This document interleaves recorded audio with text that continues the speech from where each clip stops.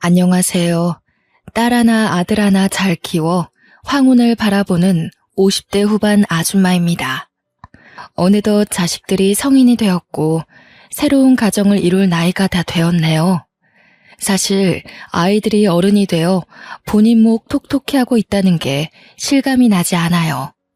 저만 그런 건지 다 컸다고 하기에는 아직도 미숙한 모습이 보이는 것도 같고 갓난 아기일 때의 모습도 교복을 입고 등하교하던 모습도 눈앞에 펼쳐질 듯 생생해서 그저 세월의 무상함만 느껴집니다. 이번에 아들이 저와 남편을 조용히 부르더니 소개해주고 싶은 사람이 있다며 결혼 생각을 밝히더라고요. 솔직히 저와 남편은 아들이 먼저 결혼하게 될지 상상도 못했어요. 딸이야 고등학생 때부터 끊임없이 연애를 하는 듯 했지만 그에 비해 아들은 비교적 조용하고 별 소식이 없었거든요. 사실 저와 남편은 딸이 이른 결혼을 하게 될까봐 걱정하기도 했어요. 다행인지 불행인지 딸은 지금까지도 연애를 한번 쉬어본 적이 없어 보이는데 결혼 생각은 아예 없다고 하네요. 본인은 연애를 즐기고만 싶은 거지 결혼은 생각조차 안 해봤다고 안 할 거랍니다. 아무튼 그렇게 조용해서 연인이 있는지조차 몰랐던 아들이 이번에 새 식구가 될 예비 며느리를 소개해준다고 하니 신기하기도 하고 시간이 벌써 그렇게 됐구나 싶었습니다.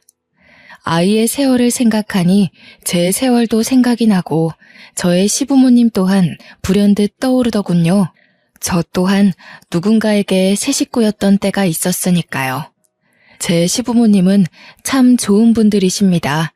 자신 있게 말할 수 있어요.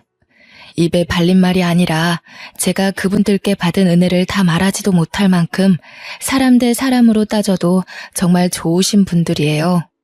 저는 부모의 사랑 대신 할머니의 사랑을 주로 받고 자랐습니다.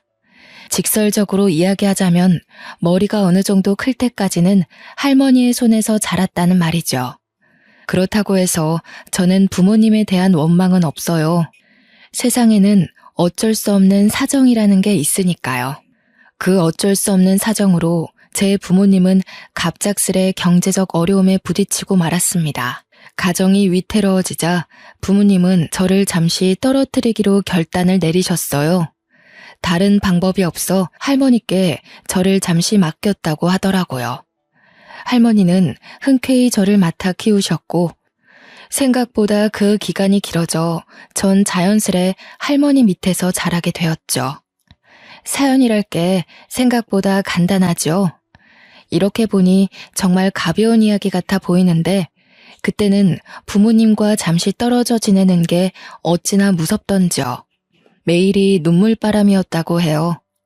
어린 것이 수도꼭지를 튼 것 마냥 눈물을 줄줄 흘리니 탈수가 올까 걱정하셨다고 하네요. 저 때문에 할머니의 고생이 아주 많았을 거예요. 저의 집은 풍족하다면 풍족했지 처음부터 집 사정이 어려웠던 것은 아니었어요. 풍족했던 시절이라고 하면 떠오르는 추억이 하나 있죠. 퇴근길마다 아빠는 늘 작은 인형을 하나씩 가지고 오셨어요. 저에게 매일 선물로 주셨거든요. 덕분에 저의 방은 온통 인형으로 가득 차 놀이동산 같았답니다. 엄마는 그런 아빠를 볼 때마다 타박했지만 아빠와 나를 바라볼 때면 세상을 다 가진 듯 웃고 있었어요. 또 가져왔어? 가져오지 말라니까. 왜 자꾸 그런 걸 가져와? 보관할 곳도 없어요. 자꾸 주다 버릇하면 애 버릇만 나빠진다니까. 집이 공장도 아닌데 이렇게 계속 갖고 오면 어떻게 해?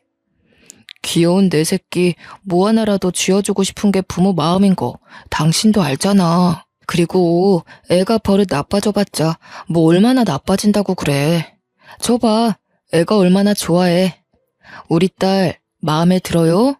아빠가 최고지? 얼씨구 정말 못 말린다니까. 당신 애 그만 괴롭히고 와서 밥이나 들어요. 준이도 인형 내려놓고 이리 와. 많이 배고팠지? 아빠 왔으니까 다 같이 밥 먹자. 엄마가 맛난 거 많이 만들었어요. 아빠는 저 어릴 적에 인형 공장을 운영하고 있으셨다고 해요.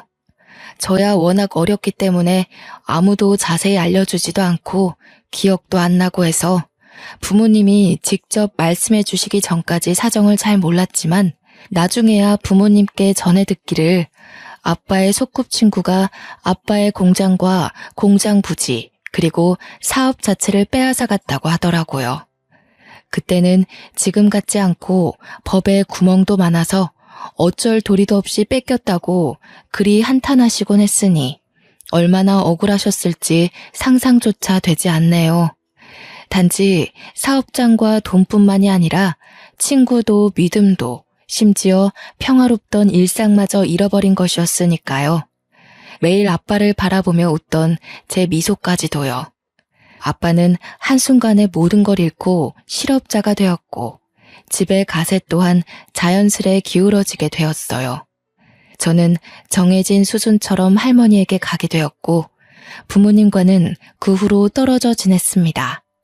할머니의 입은 늘 툴툴거리며 퉁명하셨지만 그건 말뿐이었고 절 많이 아끼셨어요. 행동을 보면 딱 알 수 있었죠. 아이고, 남들은 다 효도 받는다 뭐다 하며 여행도 잘만 가던데 나는 다 늙어서 새파랗게 어린 손주나 떠맡아 기르게 생겼네. 너 할미 말 잘 들어야 한다. 핏덩어리만큼 쪼만한 것이 부모와 떨어져 지내야 한다니 가여워서 어째. 할머니는 문방구를 운영하시며 지내고 있었어요. 문방구라니 아이에게는 천국과도 같은 곳 아닌가요? 제가 어린 마음에 새 문구를 갖고 싶다고 떼를 쓰면 할머니는 혀를 끌끌 차시면서도 제가 원하는 건 하나씩 빼서 선물로 주시기도 했어요. 마치 아빠가 퇴근길에 인형을 하나씩 내어주시듯 할머니도 저에게 문구들을 하나씩 내어주셨던 것이죠. 그 부모의 그 자식이라더니 사랑을 표현하는 방식이 참으로 똑같으시지 않나요?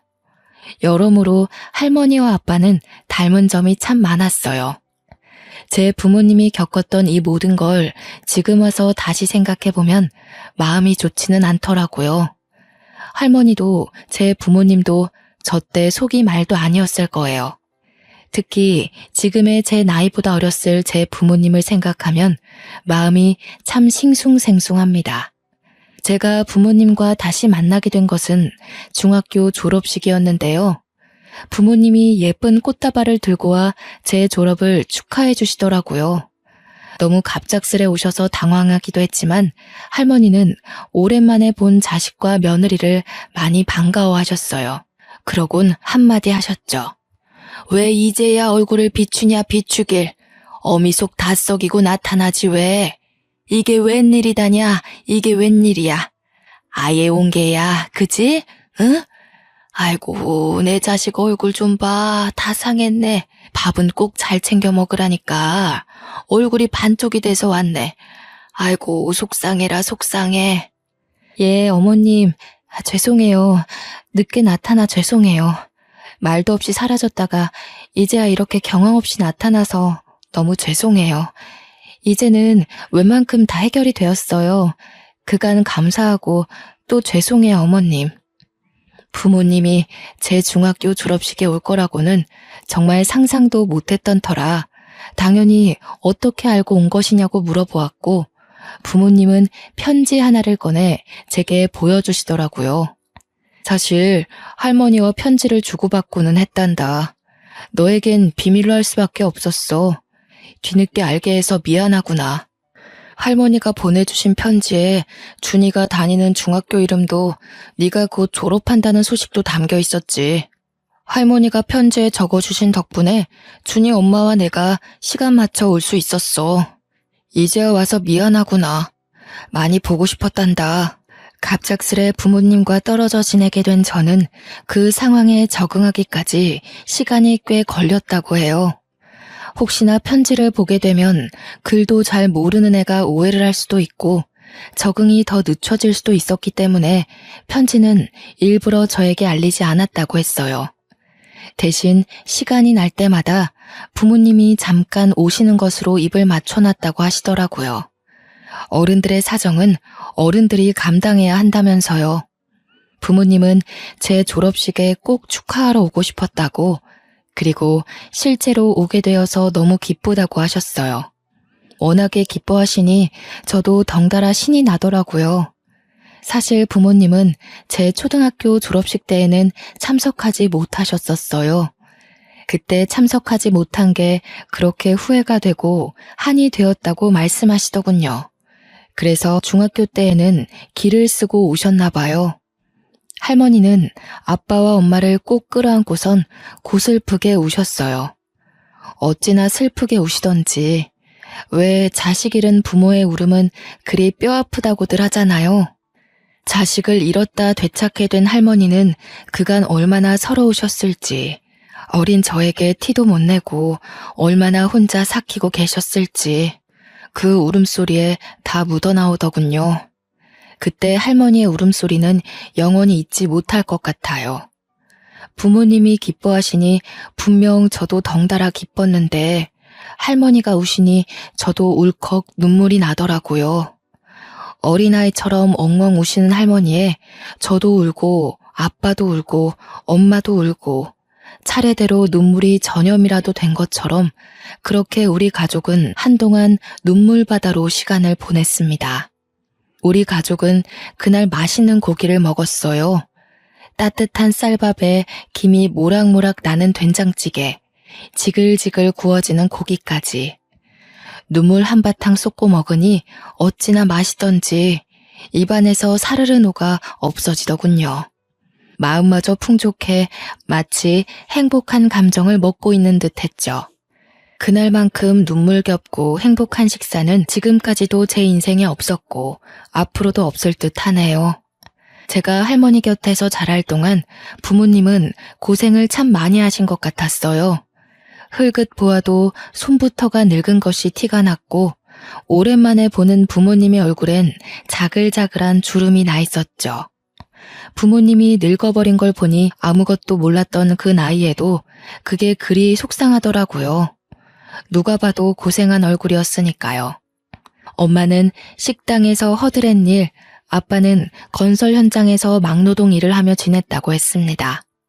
저와 지냈던 집은 팔아서 빚을 갚는 데에다 썼고 두 분 모두 물불 가리지 않고 일하며 이악 물고 돈을 악착같이 모았다고요. 그렇게 모은 돈으로 전만큼 크진 않지만 최근 번듯한 집을 구했고 집 근처 조그만 식당까지 차릴 수 있었다고 말씀하셨어요. 이렇게 되기까지 자그마치 10년이란 세월이 흘렀다면서 안 해본 일이 없다며 빙그레 웃으셨어요. 아빠는 식당이 생각보다 잘 돼서 돈을 꽤 벌고 있다고 자랑하시더니 이제라도 같이 사는 게 어떻겠냐며 할머니와 저에게 조심스레 물어보았어요. 정말로 거짓없이 기뻤지만 어색하지 않았다면 그것 또한 거짓이었겠죠. 떨어져 지내면서 부모님은 간간히 찾아오시긴 했으나 언젠가부터 바쁘고 힘드셨는지 아예 얼굴조차 못 뵌 날들이 더 많았거든요. 할머니는 갑작스러운 만남과 갑작스러운 제안에 조금 당황하신 듯 머뭇거리더니 곧 말씀하셨습니다. 그래, 나도 이제는 늙었는지 너네랑 같이 살고 싶구나. 우리 손녀도 그렇고 말이야. 그런데 그렇다고 문방구 일을 바로 그만둘 수는 없다. 기한을 정해두고 가게를 정리할 테니 정리하고 나서 그땐 같이 살자꾸나. 애비야, 애미야. 마음 급하게 바로 같이 살자는 말은 말아라. 언제가 괜찮을지 상이라도 먼저 해봐야 하지 않겠니? 할머니는 오랫동안 살펴온 본인의 문방구를 정리하기 시작했고 문방구 간판을 내리기까지 그리 오래 걸리진 않으셨습니다. 우리 네 가족은 같이 살게 되었어요. 이렇게 마무리가 되었다면 그건 인생이라 할 수가 없겠죠. 나쁜 일이 있으면 좋은 일이 있고 좋은 일이 있으면 나쁜 일도 있는 게 인생이잖아요. 우리 가족 역시 그랬습니다. 고생 끝 낙이 온다더니 이게 웬걸. 낙 뒤에는 현실의 무게가 자리 잡고 있더군요. 인생은 무심하다고들 하죠. 잘 되던 부모님 식당이 조금씩 내리막길을 걷기 시작했습니다. 그래도 이 정도야 뭐 겪어온 고생에 비하면 티도 안 났죠. 저는 대학교 진학을 안 하기로 마음을 먹고 고등학교를 졸업하자마자 곧장 회사에 취직했습니다. 제가 취직하게 된 곳은 액세서리를 팔던 작은 회사였는데 이곳저곳 무역을 하는 회사라 그런지 유독 외국어를 잘하는 직원도 있고 생각보다 학벌을 신경 쓰는 분위기더라고요. 그런 분위기를 오래 겪으니 대학에 별 생각이 없던 저도 제 학벌을 신경 쓰게 되더군요. 대학을 안 가고 회사로 바로 취직할 당시엔 빨리 돈을 벌어 가족에게 보탬이 되어야겠다는 생각뿐이었어요. 부모님도 할머니도 점점 늙고 지쳐가시는 게 제 눈에 보였으니까요. 부모님의 식당은 그나마 사정이 나아져 단골로 수입 유지는 되었으나 그뿐이었답니다. 전 그저 부모님의 한숨을 덜어주고 싶었어요. 사무실에서 일하는 사무직이라 더 그랬던 것일까요? 저는 결국 대학교에 가기로 마음먹었고 바로 행동으로 옮겼죠. 어느 정도 돈도 모았겠다. 대학교에 가려면 지금이 최적기일 거라는 생각도 들었어요. 지금 아니면 언제 또 기회가 있을까? 그리 생각하며 마음을 단단히 다잡았어요. 저는 낮에는 일을, 밤에는 밤새워 공부하며 시험을 준비했고 예상보다 좋은 성적을 받아 대학교에 합격해 대학생으로 새 출발을 시작했습니다. 대학교에 들어가니 건너 들었던 것보다 돈 나갈 일이 더 많더라고요. 이러다 대학 졸업 전에 모아둔 돈 다 털리겠다 싶었어요. 제가 절약할 수 있는 유일한 돈은 등록금이었고 저는 열심히 공부해서 장학금을 악착같이 사수하려 노력하기 시작했습니다. 그랬더니 언젠가부터 동기들은 저를 독하다며 장학금 귀신이라 부르고 있더라고요.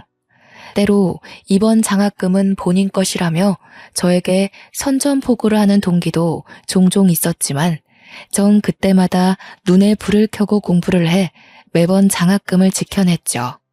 그러다 딱 한 번 제가 장학금을 놓치고 말았습니다. 제가 다니던 과는 영문학과였는데 아무래도 외국어다 보니까 실질적으로 쓰이는 영어와 제가 책으로 공부한 영어가 미묘하게 다른 부분이 있을 수밖에 없더라고요. 아무리 공부해도 놓칠 수밖에 없는 부분이 있었던 것이죠. 저는 아주 미세한 점수 차이로 장학금을 놓치게 되었습니다. 가르쳐주지도 않은 걸 시험 문제로 냈으니 어찌나 억울하던지요. 이게 부패의 현장인가 싶었답니다. 제 자리를 차지해 장학금을 받게 된 사람은 어떤 복학생 남자였는데요. 방학에 어학연수까지 다녀올 정도로 부잣집이라고 소문이 자자한 사람이었어요. 지금이야 어학연수가 꽤나 흔해졌지만 그때 그 시절의 어학연수는 좀 남다르게 느껴졌죠. 그러니 제 마음이 얼마나 억울했는지 여러분들도 공감하실 거라 생각이 되네요. 별 생각 없다가도 돈을 생각하니 너무나도 억울했어요. 여유가 있었더라면 또 모르겠지만요. 모아둔 돈도 거의 다 써가서 정말 돈이 없었거든요. 그 상황에 장학금까지 못 받았다니, 심지어 아주 미세한 점수 차이 때문이라니. 그런데 어쩌겠어요. 억울한 만큼 전 더 열심히 공부할 수밖에 없었죠. 그것 말고 제가 할 수 있는 게 또 뭐가 있었을까요? 학생의 신분으로 공부를 더 열심히 하는 것이 최선이라 생각해 매일 출석 도장을 찍듯 도서관에 매일 출석하는 것뿐이었죠. 그런데 그 복학생도 어느 순간 도서관에 매일 오는 것이 아니겠어요? 장학금 한 번 받고 나니 학구열이 불타올랐나 보다 하고서 눈에 쌍심지 켜고 경쟁하듯 공부했습니다. 저나 그 복학생이나 매일 도서관에 있으니 매일 얼굴을 보게 되었습니다. 얼굴 생김새가 그리 나쁘진 않더라고요. 처음엔 장학금 못 받은 게 억울해서 째려보다가 매일 공부하러 오는 걸 보니 경쟁심이 느껴져서 째려보던 어느 날, 제가 째려보는 걸 느꼈는지 그 남자와 눈이 마주쳤습니다. 민망하기도 하고 내가 널 나의 경쟁자로 의식하고 있었다는 걸 알려주기 싫어 우연인 척 바로 시선을 피했지만 별 효과는 없더라고요. 어찌나 빤히 쳐다보던지 굉장히 부담스러웠어요. 근데 또 습관처럼 그를 째려보고 있던 저를 발견했죠. 전 그와 눈이 계속 마주쳤고 어느샌가 그의 눈을 자세히 관찰하기 시작했어요. 저는 그 사실이 점점 묘하게 느껴졌답니다. 시선을 마주칠 때마다 텔레파시를 보내는 것처럼 길게 마주치는 것은 물론 그의 눈동자가 미묘하게 갈색인 것을 알게 되었는데요. 오묘하게 회색빛이 감도는 따뜻한 갈색, 얼핏 보면 흑갈색인 듯 진했어요. 묘한 떨림을 동반한 채 그렇게 눈맞춤을 계속 이어갔습니다. 그렇게 애매한 관계에 머무르다 겨울 눈 내리던 날 밤, 전환점을 맞이하게 되었네요. 저는 그날도 어김없이 도서관에 가 공부에 정진했죠. 그러다 시간이 늦어 공부를 마무리하고 짐을 챙겨 집으로 향하던 중이었답니다. 등 뒤에서 어떤 남자가 저를 불러 세우더군요. 네, 맞아요. 바로 그 복학생이었어요. 눈이야 자주 마주쳤었는데요. 그 사람의 목소리를 그때에서야 처음 들었어요. 저는 뒤돌아 왜 부르셨냐고 물어보았죠. 오늘 날씨가 많이 춥더라고요. 밤이 늦어 유독 쌀쌀하고요. 괜찮으시다면 이거 받아주시겠어요? 바로 마시지는 마시고 집에 도착할 때까지 손에 쥐고 가세요. 손 시렵지 않게. 손난로처럼 쥐고 있으면 꽤 따뜻하거든요. 그 복학생이 어색하게 얼굴을 붉히며 건네준 따뜻한 캔커피에 저도 모르게 꾸벅 감사 인사를 하며 받았어요. 남자는 머리를 긁적이며 환하게 웃더니 반대편으로 뒤돌아 뛰어가더라고요. 그 뒷모습을 물끄러미 바라보며 캔커피를 만지작거렸는데 그 남자의 말처럼 정말 따뜻하더군요. 캔커피엔 조그만 쪽지도 붙어져 있었어요. 처음 받아보는 이성의 호감 표시는 아니었으나 이렇게 마음이 와닿은 적은 처음이었네요. 당신과 매일 눈이 마주치는 것 같습니다. 부디 제 착각이 아니었으면 좋겠습니다. 당신의 지혜로운 눈동자를 볼 때면 마음이 설렙니다. 당신과 눈이 마주칠 때마다 눈 내리는 겨울밤이 꽃이 핀 봄바람처럼 따스하게 느껴집니다. 좋은 인연이 되어 서로에 대해 알아가고 싶습니다. 덕분에 저는 추운 겨울날 따뜻하게 집에 도착했죠. 그날 밤 이부자리에 누워 잠을 청하려는데 절로 시선이 책상 위 캔커피로 향하면서 당연한 것처럼 자연스레 그 남자 생각이 나더라고요. 머쓱하게 얼굴을 붉히며 머리를 긁는 모습과 미세하게 떨리던 목소리가 생각났어요. 또 그 남자가 준 캔커피의 온기가 아직도 손에 남아있는 듯 했고 그 온기가 온몸으로 퍼져나가는 듯 했어요. 조금 낯간지러운 기분이 들었답니다. 그 길로 다음날 저는 그에게 캔커피 하나를 건네는 것으로 그의 쪽지에 화답해 주었어요. 눈 마주치며 생겼던 묘한 끌림에 만나봐도 나쁘지 않겠다는 마음이 가슴 한켠에 생기기 시작했죠. 한두 달 그이와 연락을 이어가다 그이가 먼저 마음을 고백했고 마침내 서로에게 좋은 인연이 되는 것으로 인연을 맺었어요. 연인이 되어서도 우리는 도서관에서 가장 많은 시간을 보냈어요. 그이는 꽤 좋은 연인이자 선생님이었고 저에게 학업적으로 많은 도움을 주었답니다. 교수님의 말씀과 책에만 의지해 공부하던 저는 그이가 알려주는 뉘앙스의 차이를 듣고 영어란 학문을 좀 더 섬세하게 파고들게 되더군요.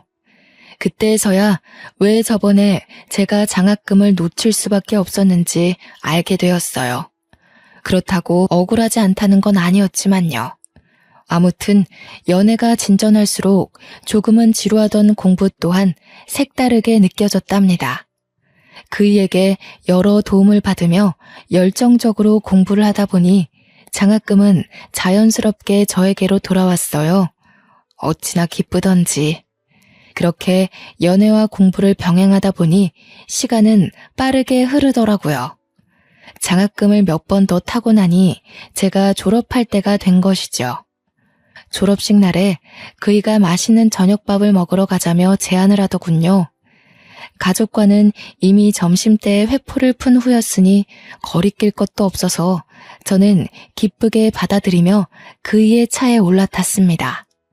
아무래도 저의 졸업을 축하하기 위한 자리라 그런지 그이가 신경을 많이 쓴 게 느껴졌어요. 야경이 훤히 보이는 호텔 레스토랑이라 어딘가 과하게 느껴지긴 했는데 내 착각인가 보다 싶었죠. 기분은 좋으니 마냥 웃고 있는데 그이가 갑자기 분위기를 잡으려 하더라고요. 뭐지? 싶어서 일단 그냥 웃으며 그이를 바라보고만 있었는데 그이가 저를 향해 한쪽 무릎을 꿇는 게 아니겠어요? 갑작스러운 전개에 저는 그냥 멍하니 바라만 보고 있었죠. 아니, 그이와 연애를 하면서 결혼에 관한 이야기를 몇 번 나눈 적은 있었지만요. 그렇다고 결혼한 미래를 함께 꿈꾼다거나 결혼에 관련된 깊은 대화는 한 번도 해본 적이 없었어요. 제가 졸업했다고 브레이크가 고장난 자동차 마냥 결혼까지 풀악셀을 밟아버리는데 그 속도를 따라가느라고 시간 좀 걸렸습니다. 그이는 얼굴을 뻣뻣이 긴장시킨 채 여전히 무릎을 꿇고 있었고 특유의 머쓱한 미소를 지어 보이며 하는 말이 제가 공부에 대한 욕심이 커 보여 대학교 다니던 때는 청혼 엄두도 못 냈대요. 제가 대학교를 졸업하는 날만 손꼽아 기다렸다고 하더라고요. 속으로 난 준이랑 결혼해야지 졸업하는 날 꼭 청혼할 거야만 되뇌었다고 하소연을 하더랍디다. 저야 평생 나만 사랑하겠다며 제발 받아달라고 사정사정을 하는데 은근 좋기도 하고 청혼을 수락했죠. 그렇게 대학교 졸업과 동시에 결혼을 준비하기로 했습니다. 너무 서두르진 않았고요.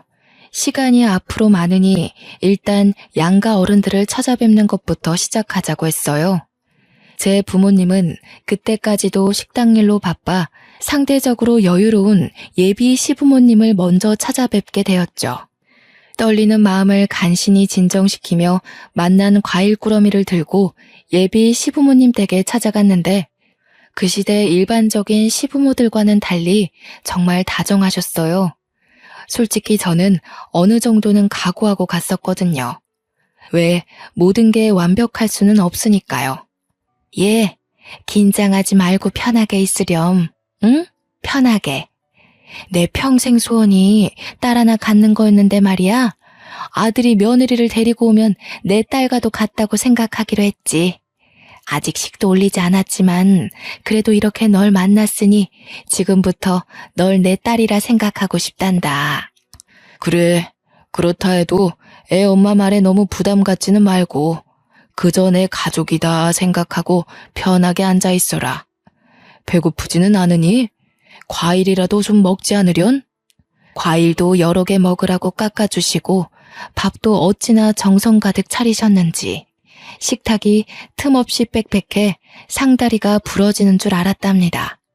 저 어머님 아버님 음식이 너무 맛있어서 밥이 술술 넘어가더라고요. 너무 맛있게 감사히 잘 먹었어요. 혹시 고무장갑이 어디 있는지만 알려주시면 설거지와 뒷정리는 제가 할게요. 오랜만에 솜씨 좀 부렸지 뭐니? 아이고, 설거지는 뭔 설거지. 요새 어떤 딸이 이렇게 설거지를 하려 하겠니? 내가 괜히 딸처럼 생각하겠다고 한 게 아니다. 딸내미는 편하게 소파에서 TV나 보면 됩니다. 그래, 처음 인사 와서 설거지부터 시작하면 그게 무슨 가족이겠니? 내가 테레비 틀어줄 테니까 이리 와서 테레비 보렴. 점수를 좀 따볼까 싶어 무어라도 하려 하면 극구 만류하며 텔레비전을 틀어주시는데 어찌나 다정하시던지요. 예비 시부모님을 만나 뵙고 나서 그이와 결혼하기로 하길 정말 잘했다고 다시 한번 생각했어요. 그런데 좋은 일이 있으면 나쁜 일도 있다고 하죠. 이번엔 예비 신랑이 제 가족에게 인사 오기로 한 바로 전날이었어요. 할머니가 원래도 산책을 자주 나가시기는 했지만 주로 점심 먹고 난 후에야 느긋하게 나가 오후 4, 5시쯤 되면 집으로 돌아오시곤 했거든요. 그날따라 할머니가 이른 아침부터 분주히 무언가 준비하더니 어디론가 나가려 하길래 제가 붙잡고 물어봤죠. 할머니, 이른 아침부터 뭐 그리 분주해? 어디 나가려고? 뭐 어디 약속 있어요? 아, 내일 우리 손주 사위 될 사람 볼 건데 신경 좀 써야 하지 않겠니? 머리도 새로 하고 시장 좀 둘러보고 그러련다. 걱정 말고 있어라. 금방 나갔다 올 테니. 염색을 새로 하시려나 보다, 파마까지 하시려나 하며 대수롭지 않게 생각하고 있었는데 할머니는 오후 6시가 되어도 집에 돌아오지 않으셨습니다. 조금 초조하긴 했지만 워낙 정정하신 할머니이고 가끔 가다 늦으실 때야 있었기 때문에 머리하는 게 조금 오래 걸리시나 보다 했죠. 거실 소파에 앉아 할머니를 기다리면서 할머니 오면 왜 이렇게 늦었냐고 타박해야지 속으로 생각했어요. 별거 아닐 거라고 금방 집에 들어오실 거라는 저의 생각을 비웃기라도 하듯 할머니는 그날 늦게까지, 심지어 밤 10시가 지날 때까지도 집에 들어오지 않으셨습니다. 연락도 안 받으시고 집에도 안 오시고 하니 정말 별별 생각이 다 들더군요. 어디서 사고가 난 것은 아닌지, 혹여나 범죄에 휘말리신 건 아닌지 안 좋은 상상은 끝도 없이 커져만 갔어요. 밤늦게 식당 마감하는 부모님께 할머니가 아직도 안 들어오셨다고 연락을 한 뒤 일단 파출소에 가 실종 신고를 하려고 했죠. 그런데 실종이 된 지 하루가 지나야 실종 신고를 할 수 있다는 거 아니겠어요? 일단 기다려보라는 답변만 듣다 나왔습니다.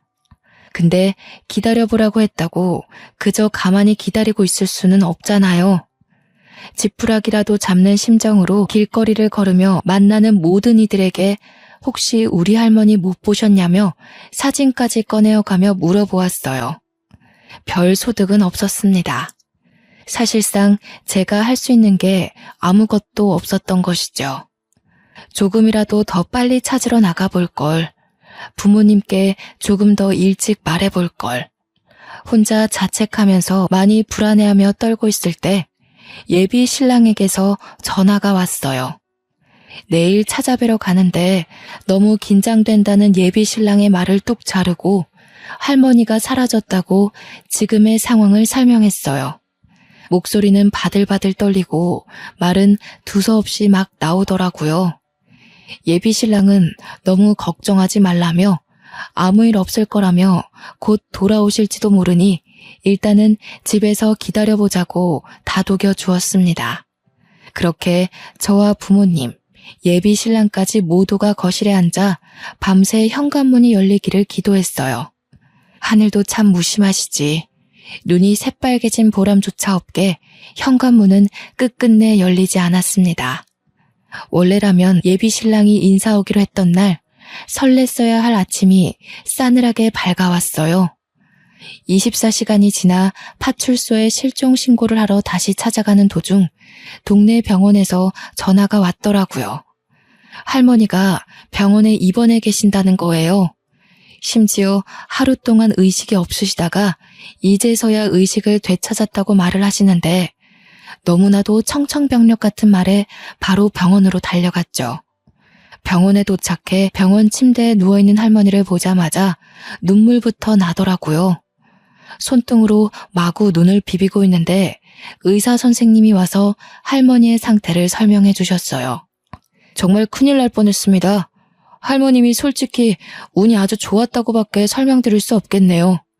연세도 꽤 있으시고 길가에서 뇌졸중으로 쓰러지신 터라 자칫 잘못하면 의식을 잃어 영원히 되찾지 못하거나 의식을 되찾으시더라도 후유증으로 영구적인 장애를 얻을 수 있어 걱정을 많이 했습니다. 다행히 신고자분이 적절한 조치를 빠르게 취해 주셔서 큰 걱정은 하지 않으셔도 되겠어요. 검사 결과 큰 이상은 없어 보이지만 의식을 되찾기까지 꼬박 하루라는 시간이 걸렸기 때문에 며칠 더 입원하셔서 경과를 지켜보는 것이 좋겠습니다. 의사 선생님의 권하신 대로 할머니는 며칠 더 입원해서 경과를 지켜보기로 했습니다. 어떻게 된 상황인지 정확히 파악하고 나니 그제야 안도감이 들고 쿵쾅거리던 심장 또한 차분히 가라앉는 것 같았어요. 할머니는 어제 머리를 하러 길을 나섰다가 뇌졸중이와 길에서 쓰러지셨고 마침 지나가던 신고자분이 쓰러진 할머니를 발견하고는 즉시 적절한 조치를 취하며 재빠르게 119 신고를 했던 겁니다. 할머니는 의식이 없어 당연히 집으로 돌아올 수도 바로 연락할 수도 없었던 것이고요. 때마침 지나가던 분이 뇌졸중에 해박한 분이셨다니 이런 행운이 또 어디 있을까요? 신고자분을 만나면 뽀뽀라도 해주고 싶었어요. 신고자분이 아직 병원에 있으시다는 말에 찾아가 감사 인사를 드리기로 했죠. 부모님은 감사 인사를 먼저 하고 오겠다며 신고자분을 찾으러 가셨고 저는 잠시 할머니 손을 붙잡고 있다가 뒤늦게 예비 신랑과 함께 뒤따라갔어요. 복도를 지나 방향을 꺾었더니 부모님이 신고자분에게 감사 인사를 하고 있더라고요. 이 은혜를 어찌 갚아야 할지 정말 감사합니다. 정말 감사합니다. 덕분에 제 어머니가 별탈 없이 살아계십니다. 정말 어떠한 말로도 이 감사함을 표현할 수가 없습니다. 실례가 안 된다면 꼭 차례를 해 이 감사함을 표현하고 싶습니다. 아유, 그런 말씀 마세요. 제가 할 수 있는 걸 한 것뿐인데요. 할머님이 의식이 없어 걱정을 많이 했는데 하루 만에 깨어나셔서 너무 다행이에요. 조금 더 지켜봐야겠지만 정정하시다니 제가 다 기쁩니다. 사례라니요. 정말 괜찮습니다. 할머님이 앞으로도 정정하시다면 그걸로 만족할 것 같네요. 거리가 가까워지며 부모님께 가려져 있던 신고자분의 모습이 점차 드러나자 예비 신랑과 저는 순간 고개를 갸웃할 수밖에 없었습니다. 분명 어디선가 본 것 같은데 하며 긴가민가 하고 가까이 다가가는데 예비 신랑이 깜짝 놀라 소리를 치더랍니다. 아니, 이게 무슨 일이야? 엄마가 왜 여기 있어? 네, 그렇습니다. 지금도 믿기지 않네요. 기막힌 우연이라는 게 실존하기는 실존하더라고요. 알고 보니 그 신고자분이 바로 제 예비 시어머님이셨던 거지요. 생각지도 못한 우연에 우리 가족은 잠시간 할 말을 잃었습니다. 예비 시어머님도 두 눈을 휘둥그레 뜨셨죠. 어머나, 이런 우연이 어떻게 다 있니? 세상에 준이야, 어제 그분이 준이의 할머님이셨구나. 내가 발견 못했다면 정말 큰일 날 뻔했다. 큰일 날 뻔했어. 왠지 어제 유난히 그 길을 지나가고 싶더라고요. 저 준이 어머님과 아버님이신 거죠? 저 준이 시엄마 될 사람이에요. 어떻게 이렇게 만나게 되었네요. 정말 반가워요. 무슨 우연이래요. 은인이 예비 사돈이었다니 저도 너무 반가워요. 정말 상상도 못한 일이네요. 세상에, 다시 한번 정말 감사드려요. 이 은혜를 어떻게 갚아야 할지. 실례가 아니라면 이렇게 된 거 밥 한 끼라도 같이 드시지 않으실래요? 어제부터 오늘까지 병원에 있으셨다고 들었는데 배고프시진 않으신가요? 뭐라도 드시겠어요? 그래요. 다 같이 밥이라도 한 끼 먹읍시다. 이렇게 그냥 보내면 마음이 좋지 않을 것 같아서 그래요. 예비 사돈이라고 불러야 할까요? 제 어머님을 구해주신 은인이시니 꼭 보답하고 싶습니다. 아유, 그러지들 마셔요. 제가 한 게 무엇라고 그리 띄워주시나요? 밥은 다음에 상견례 할 때 같이 드는 거 어떠신가요? 제가 지금은 좀 많이 피곤하고 그래서요. 아무래도 지금은 좀 어렵겠어요. 제 생각을 해 좋은 제안 주셨는데 일이 거절해서 죄송하네요. 와, 휩쓸리듯 몰려오는 정보와 대화에 정말 정신이 하나도 없었답니다. 세상에 이런 일이만 마음속으로 골백 번 중얼거렸어요. 사실 저도 뇌졸중으로 쓰러진 적이 있었거든요. 저도 누군가 빠르게 조치하고 신고해서 별탈 없이 이렇게 살아있죠. 그 후로 무서워서 뇌졸중에 공부를 좀 했는데 이게 이렇게 풀릴 줄 누가 알았겠어요. 예상했던 오늘은 아니지만 큰일 없이 무탈하게 잘 풀렸죠. 예비 신랑은 제 할머니도 제 부모님도 한자리에 모여 인사를 했습니다. 부모님과 할머니는 이 정도면 운명이고 은인이고 행운이라고 하셨어요. 당연히 결혼도 허락하셨고요. 저희의 결혼은 말에 날개 달린 듯 일사천리로 진행되었답니다. 너무도 수월하게 행복한 결혼식을 치르고 화목한 가정을 이뤘죠. 아이도 둘 낳아 잘 길렀고요. 딱히 달라진 것도 없이 눈 떠보니 어느새 지금이네요. 할머니는 두 번째 증손주까지 보시고 편안히 눈을 감으셨어요. 그에 비해 몇 년 전 시어머님은 간경화 증상이 심해져 크게 앓으셨어요. 의사 선생님이 말씀하시길 간이식 수술 말고 다른 치료는 사실상 무의미해 보인다고 하시더라고요. 드라마 같은 데에서 보면 자식이나 형제들 중 한 명은 간이식이 가능하고 그렇던데 이건 무슨 하늘의 장난인지 피가 이어진 가족들 중 간이식이 가능한 사람이 아무도 없더래요. 자식인 제 남편조차 해당이 없다고 하니 솔직한 심정으로는 가망이 없나 싶었어요. 그렇다고 이대로 시어머님을 보낼 수는 없었네요. 무엇라도 해봐야지 보낼 때 보내더라도 후회하지 않을 것 같아 저는 가족들의 반대를 무릅쓰고 간기증 공여자 검사를 받아봤어요.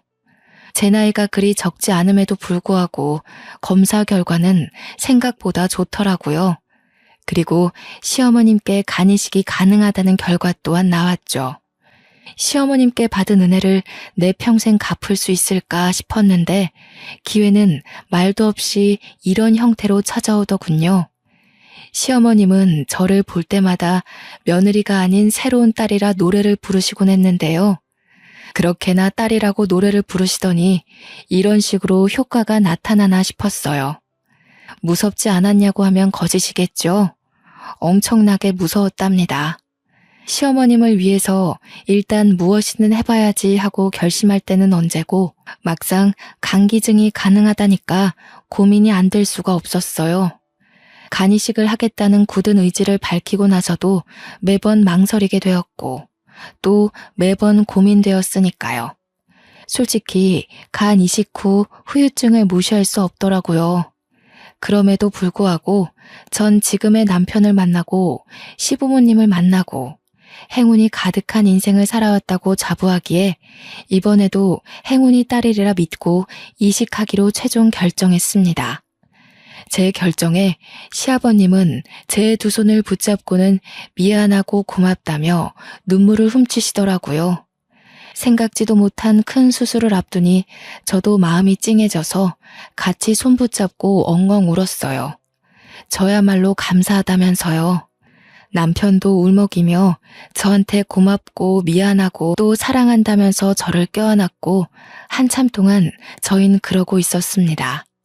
어찌나 서로 고맙고 미안한 게 많았던 건지 누가 보면 세 명이서 돌림 노래라도 하는 줄 알았을 거예요. 그렇게 이식 수술이 진행되었고 제 믿음에 보답이라도 하듯 수술은 성공적으로 마무리가 되었습니다. 시어머님은 현재 80세가 넘어가시는데도 정정하세요. 저는 후유증이 아예 없다고는 말 못할 듯 하네요. 확실히 체력적으로 약해진 게 느껴져서요. 수술 후 복대를 차고 다녀야 했던 것도 생각보다 번거로웠고요. 그렇지만 이식 수술을 결정하고 각오했던 것보다는 후유증이 심하진 않아 다행이라 생각이 듭니다. 확실히 얻은 만큼 잃은 것도 있었네요. 이렇게 또 한 번의 위기를 넘겼답니다. 글로 다 적어보고 나니 나름 굴곡진 삶을 살아온 것 같기도 하네요. 살다 보니 저는 어느새 중년이 되어버렸고요. 시아버님은 여전히 저에게 맛난 과일을 깎아주시고 시어머님은 본인보다 제 건강 걱정을 더 많이 하시며 음식을 자꾸 입에다 넣어주십니다. 사실 제가 공여자 검사를 받을 때 가장 반대하셨던 분이 시어머님이셨거든요. 전 아무쪼록 좋은 결과가 나와서 기쁘고 다행이라 생각해요. 시어머님이 그대로 돌아가셨다면 너무 슬펐을 것 같거든요. 참, 제 부모님도 여전히 정정하게 잘 살아계신답니다. 식당은 예전에 정리했고 요새는 여유로운 노년의 삶을 제대로 즐기고 계세요. 여기 데려가 달라, 저기 데려가 달라, 모시며 여행 가기 참 힘들 정도예요. 요즘 저의 소원은 제 부모님도 시부모님도 오래오래 제 곁에 머물러 주셨으면 좋겠다는 거랍니다.